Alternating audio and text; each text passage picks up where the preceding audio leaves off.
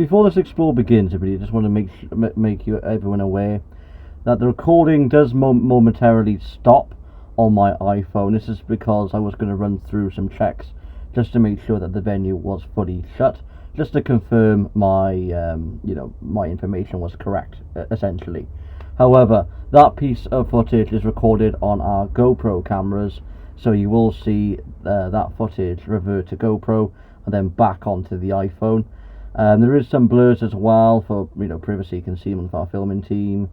But yeah, I hope you're going to enjoy this explore, though, everybody, because it's the first explore that I filmed next to a live railway, essentially. So I hope you're going to enjoy it. So just like, subscribe, and enjoy. Viewer message.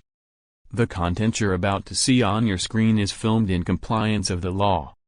I do not vandalize property or force entry. I make access where there's a viable entry point. I don't take any items from the site visited, and most importantly, locations are hidden from the public domain to protect the site from any criminal activity such as arson.